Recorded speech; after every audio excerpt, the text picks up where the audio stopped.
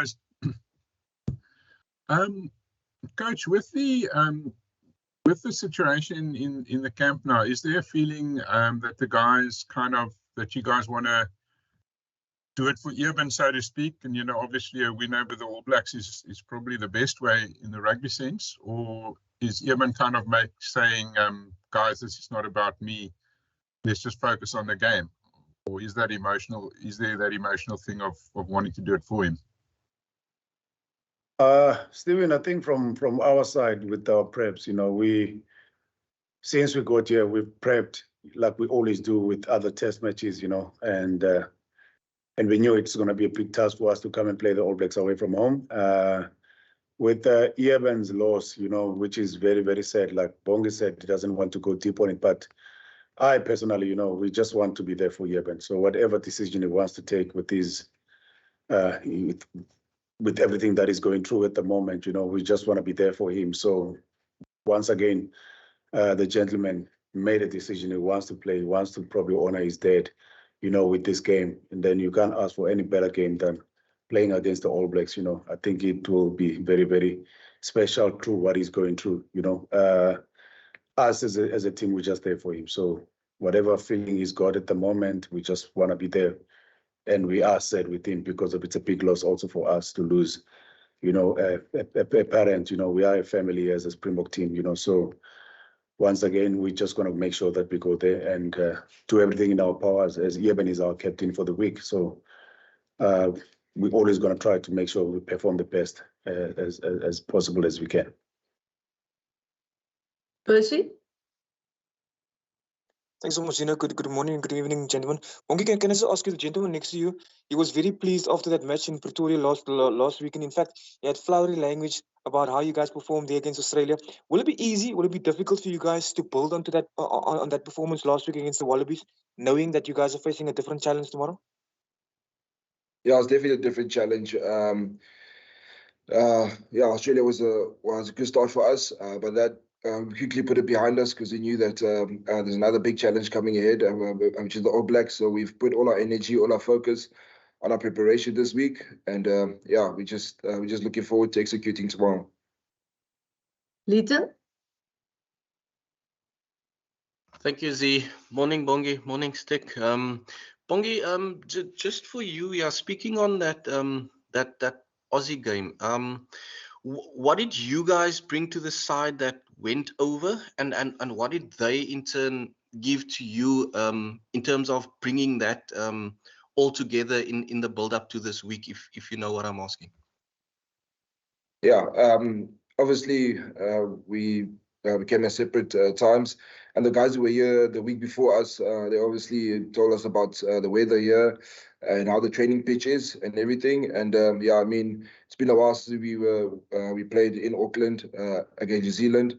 And today captains, we went to the stadium that we're playing at, and obviously we checked out the field and everything.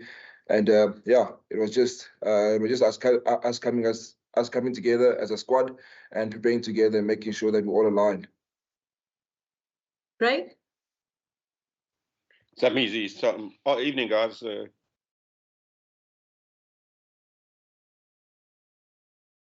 Coach, you guys are often you very much about staying in the now. This team, you about what's in front of you. You don't really go too far ahead, or that's always been your mantra. But has history been part of the conversation? The Springboks have not won in Auckland since 1937. Has that sort of been something that you use as motivation as well? Actually, the first time I hear about that history, that the last time we won here, it was then. So feel free to use it. Yeah, I'll probably. It will be nice and special, for the boys, more especially, like you just mentioned, none of us, even our coaching staff, with Dion and Rassi being one of our old patches in our team, so I don't think it will really something. I don't think it was something that was really in our heads. We didn't actually talk a lot about it, but I can guarantee you that we've spoke about playing the All Blacks away from home and how special it is, to be able to win, because majority of us, we were there in in 2018 when we won against them in Wellington, you know. So irrespective of you playing them in Auckland or wherever, but when you play away from home in New Zealand against them, it's always tough. And I think that's something that we all live for, you know, to be able to come in New Zealand, play against the All Blacks. We know the history between the two sides, you know. It's something that is massive. So for me, it's not actually about winning against them in Auckland. It's just playing New Zealand in New Zealand. It's always a tough task, you know. But once again, I think it will be a massive thing for our boys to win. If they can win the game for all of us, you know, and also making sure that we keep on building towards the World Cup. Thanks. Dylan?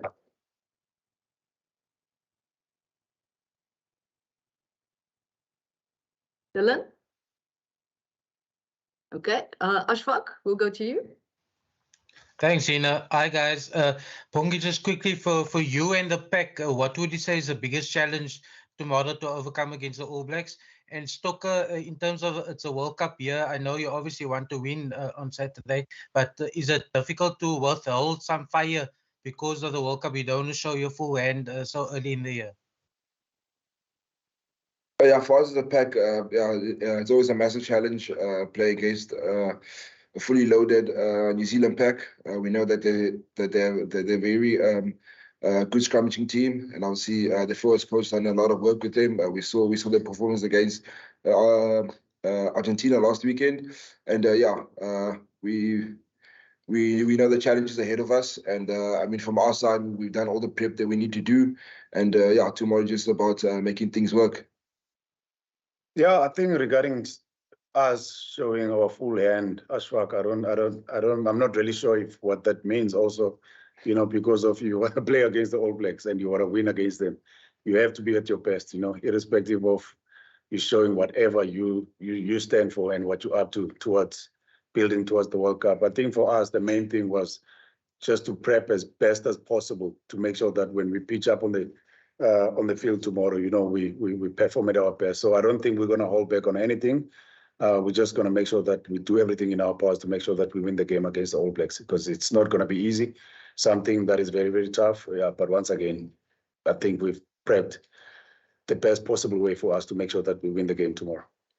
And then, guys, last question for now. If there is a chance a little later, we'll come back to the online questions. Simon, do you get that question? Thanks, Ina. Good day, gents. Tell us a little bit about the weather conditions and the situation inside the stadium. It's also, according to us and our information, a small stadium, 25,000 people. How will you adapt as far as game plans are concerned if the weather changes and when the weather changes? Simon, honestly, from my side, you know, the way people spoke about the field before we went there, you know, we were actually surprised when we got into the field, you know, where the pitch is proper. The pitch is like they've got one of the best pitches on the field, and then the stadium itself also, you know, it's a very, very nice stadium, you know, but it's something different to what we normally used to, you know, with these traditional stadiums that we normally play at, you know. But once again, coming from South Africa, we are used to traveling around to welcome, you know, back in our younger days when we used to play juniors, we would play in Brakpan.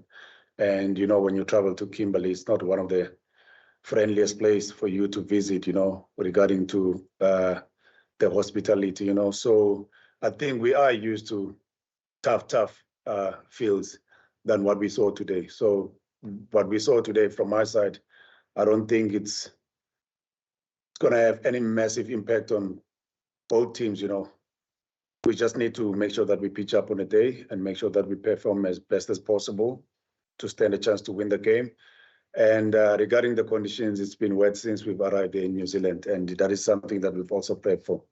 So unfortunately, there's nothing we can control about the weather, you know, and the nice thing is that we are expecting a good weather tomorrow. That's going to be dry, but if it does rain, I don't think it's something that we're not used to. Since we've got here, we've been training under wet conditions, you know, so we will be prepared for the game. But once again, the stadium is an awesome stadium. The pitch is nice.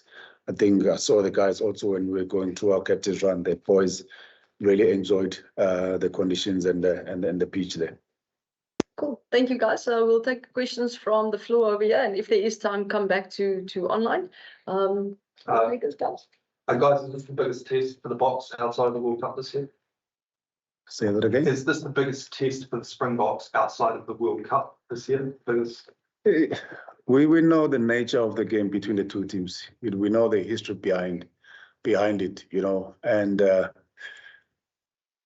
last week, if you had to ask me the game against Australia, because we wanted to have a good start, it was one of the biggest games of the season. But once again, I think playing against the All Blacks in Auckland, that's one of the massive biggest games, you know, for everyone to get involved in. So it is one of the biggest games. But once again, like I said to you, when you play the All Blacks away from home, it's something that is massive. I think it's something that majority of us will live for, you know. It's one of those games, when you look back with the results, the good results, you will always talk about it. So it's a very, very massive game. But if you had to say it's the biggest game of the season so far, I think last week was also one of the biggest games. And Bongi, how does the physicality of the All Blacks rate in terms of other international sides? Are these the toughest tests to play? Yeah, I think all the international teams are quite physical. I wouldn't pick a team out that is more physical than the other. Rugby is a physical game; it's a contact sport, and yeah, I mean, the All Blacks always have a massive pack, very good line-out system, and yeah, they're ball carriers. They've quality ball carriers, and we know that's going to be a tough game, especially with the weather and the type of pitch you're playing on, the type of stadium we're playing at. It's an open stadium, you know, weather can change, and obviously it will affect the game. But yeah, it's always tough and physical playing against All Blacks.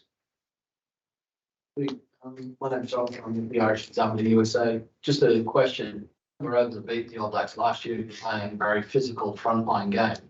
What type of game are the South Africans looking to bring to Byron? Are they going to bring a back row running game, or are they going to look at using physicality at the front row?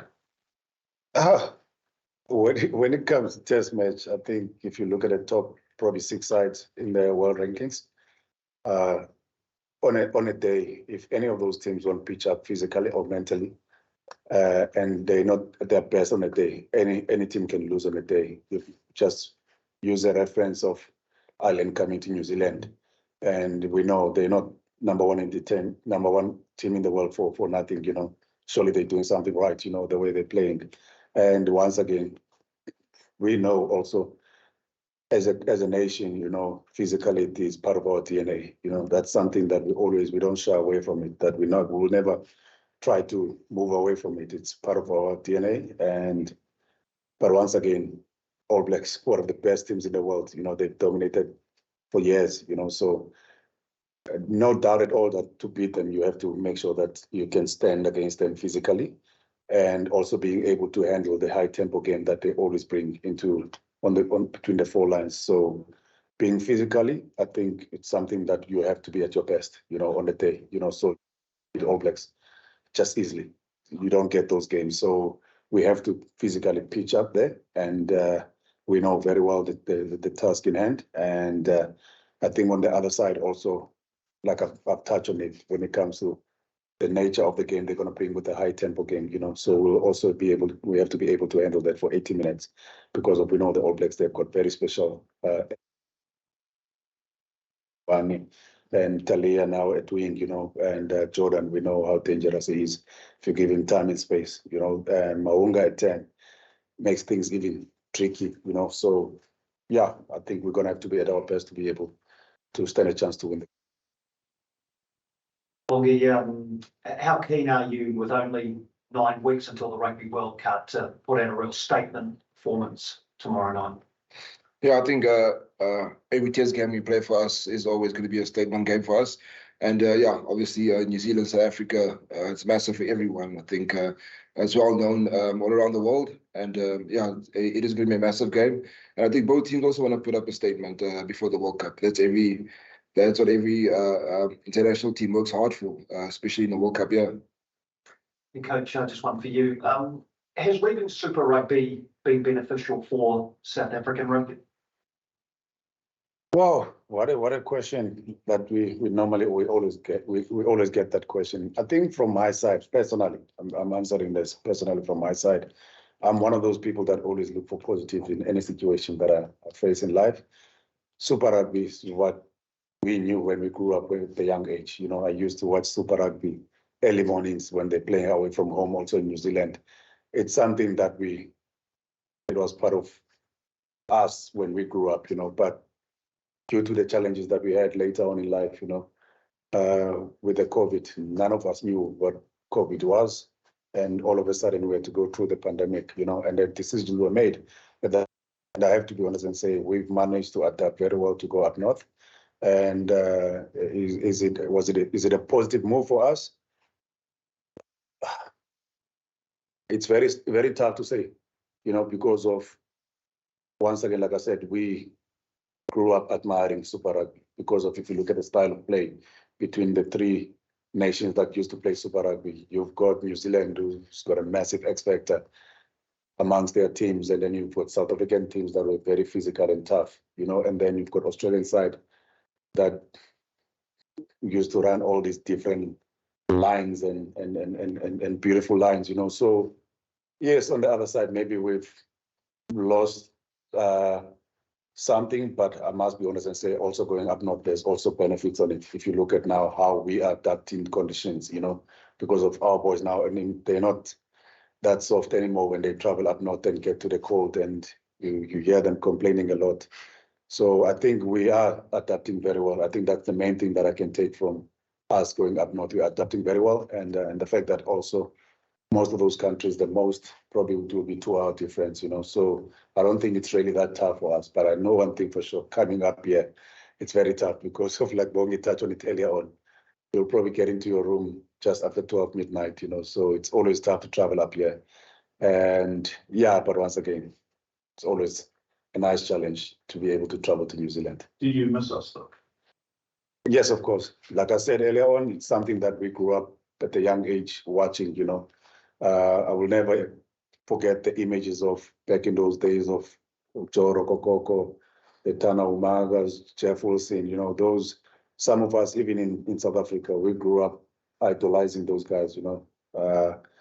So yeah, there's no ways we can forget about New Zealand rugby. We always admire their players and their style of play also.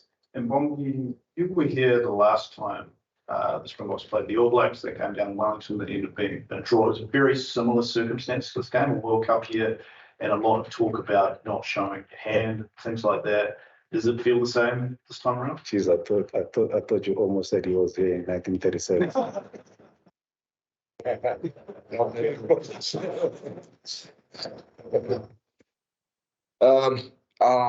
I wouldn't say similar circumstances because obviously it's Auckland and it's been a while since we I flew down here to play. Yeah, I mean, every game brings its own challenges. We're playing at a different stadium. It's also going to be in itself a challenge. And but yeah, I must say we're excited to be back and we're looking forward to the game. Yeah. Just the year before that, in 2018, you had that 1-for-1 in Wellington. How did that rate in terms of your career? How high up do you put that one? A win against the All Blacks, I think it will pretty be high up in the list in everyone's, especially playing for the Springboks. Win against the All Blacks will definitely be ranked high up in your career list as a player and as a coach. Can I just ask, do you feel the gap is getting smaller between the Northern Hemisphere and the Southern Hemisphere teams between the skill level? I mean, with Ireland beating New Zealand, Munster winning the last state championship this year, that gap that used to be quite large must seem like it's getting a lot smaller, given that you've got that experience of playing both against teams in both hemispheres. Is that gap getting smaller? I have to compliment them. They are actually doing something right. And if you look at the skill set of how Ireland managed to travel to New Zealand and being able to achieve what they've achieved, so surely they're doing something right. I have to compliment them with that. And but once again, All Blacks will always be All Blacks, you know. And South Africa also, I know a lot of people normally criticize the style of play that we normally play, you know. But if you look at the way we are playing currently, you know, and the balance in our game, because of that, it's not a secret.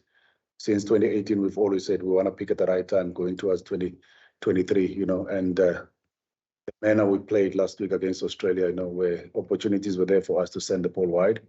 And what was special for me is just to see we've got the right tools in place now. We've got a skill set.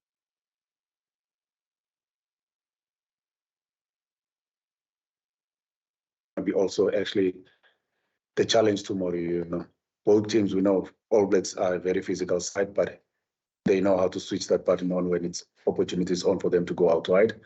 So I think also we, as a team, also will need to have a good balance in that. You know, I know you're not going to get 10 opportunities against the All Blacks, you know, but when the opportunity comes, you have to be able to convert it into points, you know, and make sure that you capitalize from it.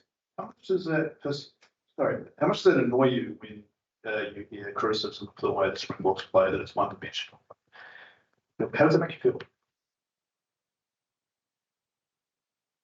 Doesn't bother me anymore because people keep on criticizing. But if you look at our wings and their record, how they keep on scoring tries, we've got a guy like Ketley Arendse now currently, who's probably about 10 tries. He played only, I think, in 8 games. And Makazole Mapimpi for the past 4 to 5 years, he's been one of the best finishers in the world. You've got guys like Lucanio Am that are one of world-class players at the moment at outside center, you know, but once again, if people don't talk about what you do, you know, that means they really don't respect what you're doing. So the more people they talk, it shows that we are actually doing something right as a team. So that's why I'm saying we don't mind, because once again, a dog doesn't bark at the cat that's standing still. Next question, guys. Okay, my name is Martin from Argentina. I just want to ask you both, how was the reaction of the team and the staff when you knew that France was saying it's not gonna play anymore at this time? Yeah, Wongs, let me go first because of, I think, same age. Yeah, I'm older than France, but even though we played together. Now, listen, the gentleman and his career, there's few that can achieve what he has achieved, you know, and I've got massive respect for Franz Tate. You know, we were so fortunate as a coaching team that he had a chat with us before everything was announced, you know, we had a coaches meeting early in the morning. I think it was on Wednesday, where he actually, before it was released, he spoke to us and how grateful he was with everything that we have done as a team with him, you know, to trust him to be part of our team. And unfortunately, I know it would have been nice for him maybe to have the last World Cup before he retires, but we know injuries are part of the game, you know. I think France at the moment is in a good space. I think he managed to retire in his own terms. That is one thing that I enjoy about a gentleman. He does speak his heart. And once again, I wish him all the best in whatever he decides in life after his rugby career. But I know one thing for sure, he's surely going to farming. So I think he'll be in a good space. Yeah, no, really for me, watching France in the 2007 World Cup, I was still in high school then. Yeah, I mean, what an amazing player, special talent. And obviously having him as a teammate in 2018 and 2019, yeah, what a character in his own way. And yeah, also his leadership that he's shown, the way he could just keep the team calm and yeah, the way you could just enjoy his company. Age difference didn't matter. You could just sit with him, have a beer, and have a good laugh. And obviously, when he came onto the field, he showed his professional side and his leadership side. And I think that's the thing I enjoyed about him. He had a good balance about everything that he did. And yeah, I wish him all the best with everything forward. And yeah, looking forward to chilling with him once again with a cold beer.